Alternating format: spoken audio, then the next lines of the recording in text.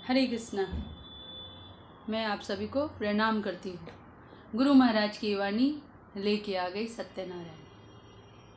गुरु महाराज कहते हैं कि भक्ति योग का अर्थ है अपने मन और शरीर को भगवान कृष्ण की सेवा में लगाना।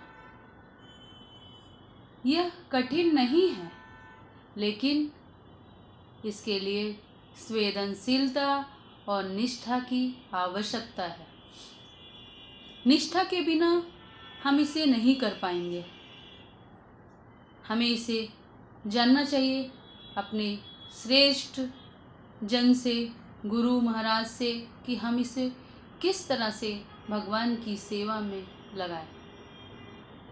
क्योंकि भगवान कृष्ण गीता में कहते हैं, गीता के 3 अध्याय के 21 नंबर श्लोक में भगवान कहते हैं, यद्यदाचरित श्रेष्ठा तत्तत् इव इतर्जना। यानी महापुरुष जो आचरण करते हैं, सामान्य जन उसी का अनुसरण करते हैं। सामान्य लोगों को हमेशा से एक नेता की आवश्यकता रहती है। वे अपने नेता को कार्य करता हुआ देख कर के उसी का अनुसरण करते हैं। इसलिए नेता अपने आचरण से सामान्य जन को शिक्षा प्रदान करता है। चैतन्य महाप्रभु कहते हैं कि शिक्षा देने के पहले शिक्षक को अपने आचरण का ठीक ठाक से पालन करना चाहिए और इस तरह से वह आदर्श शिक्षक कहलाता है। और जो अपनी आत्मा की उन्नति के बारे में चिंतित हैं, उन्हें आदर्श शिक्षक के निर्देशों का गंभीरतापूर्वक पालन करना चाहिए। श्रीमद् भागवतम में भी कहा गया है, इसकी पुष्टि हुई है कि हमें महान भक्तों के पदों का अनुसरण करना चाहिए। जैसे महान भक्त में जैसे आते हैं आपके महाराज जनक जी जो हैं, वे महान भक्त थे भगवान के और वे दिव्य पद पे स्थित थे। वे भगवान राम के ससुर जी थे, माता सीता के पिता थे और उनको वेदों में वर्णित कर्म करने की कोई आवश्यकता नहीं थी। लेकिन वे मिथिला के राजा थे, इसलिए जनता के समक्ष आदर्श प्रस्तुत करने के लिए वे कार्य करते थे ताकि जनता उससे सीख सके। इसी तरह से हम देखते हैं कि भगवान कृष्ण और अर्जुन, जो कि उनके शाश्वत सखा हैं, उनको भी युद्ध लड़ने की कोई आवश्यकता नहीं थी।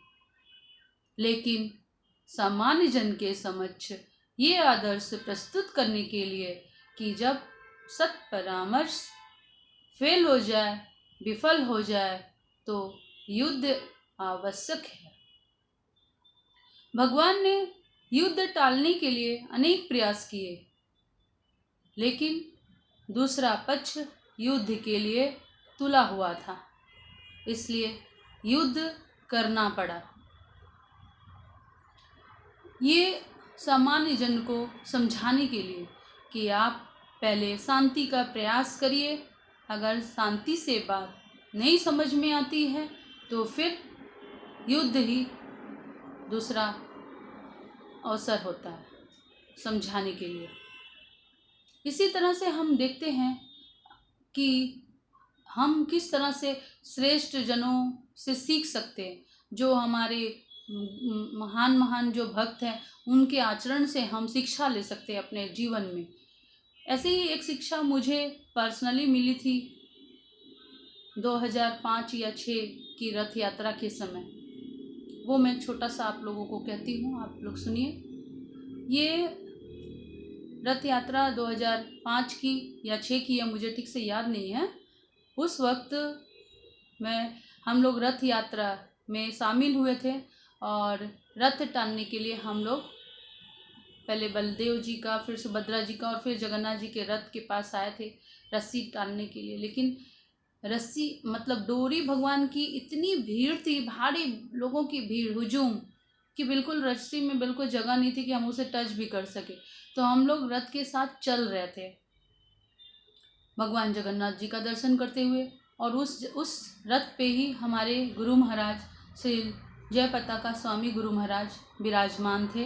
वे स्टेयरिंग संभाल रखी थी उन्होंने, और वे जय घोष भी करते थे, जय जगन्नाथ कर। वो जब बोलते थे तो लोगों में बहुत जोश आ जाता था, और सारे लोग जोर से रथ को खींच रहे थे।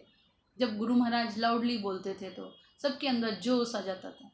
इस तरह से जब रथ को रोकना होता था तो गुरु महाराज लाल झंडे दिखाते थे, रथ रुक जाती थी।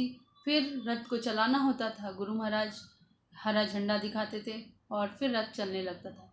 ऐसे करते करते रथ जो है वो न्यू मार्केट क्रॉस करके जब स्प्लेनेड की तरफ आगे बढ़ रहा था, तभी बहुत जोर की बादल घिर आए और 3 बज रहा था। उस समय ही लग रहा था कि 5:30 6 बज गया, इतना अंधकार हो गया।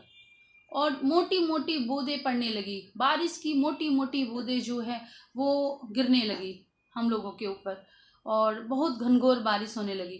तो जो भीड़, जो रस्सी पकड़े हुए थे, जो लोग रस्सी को छोड़ भी नहीं रहते दूसरों के लिए, वे लोग सारे लोग बारिश से बचने के लिए रस्सी को छोड़ करके आसपास के बिल्डिंगों के छज्जों के नीचे छिप गए बारिश से बचने के लिए। और रथ के रस्सी में सिर्फ 5 6 7 डिबोटी ही रह गए। हम लोग जो कि हमें अभी तक रथ की डोरी छूने को भी, रथ की डोरी छूने को भी नहीं मिली थी, हमें ये अच्छा अवसर लगा। हम लोगों ने जाके झट से रस्सी को पकड़ लिया।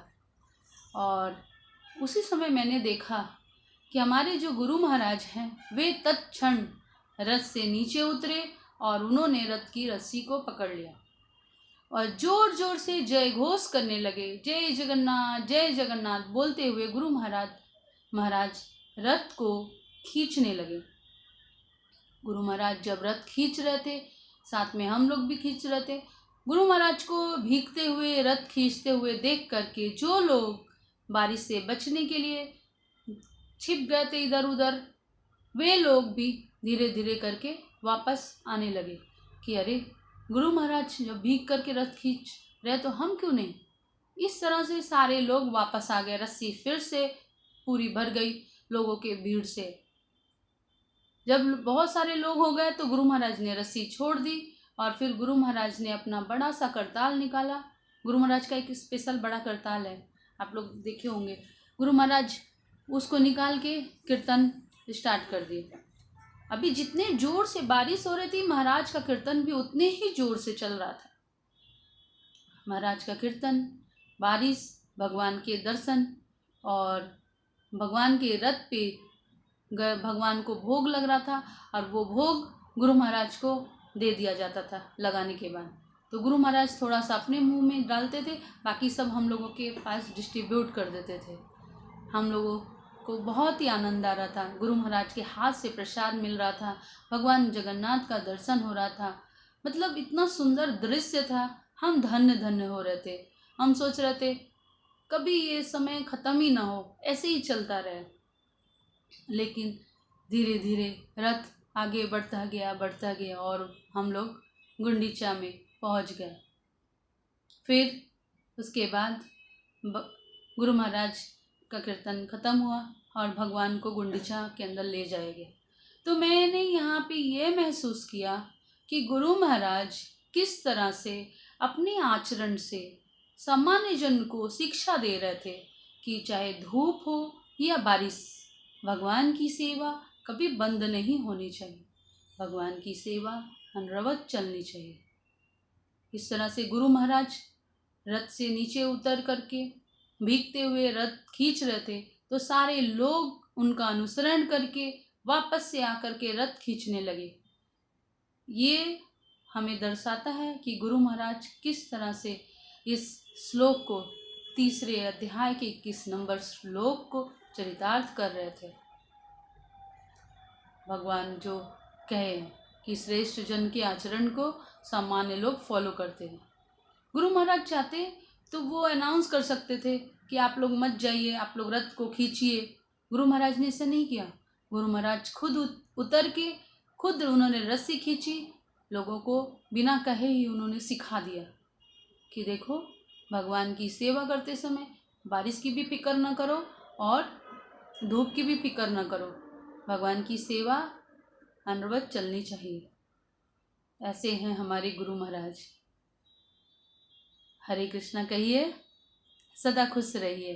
गुरु महाराज की जय।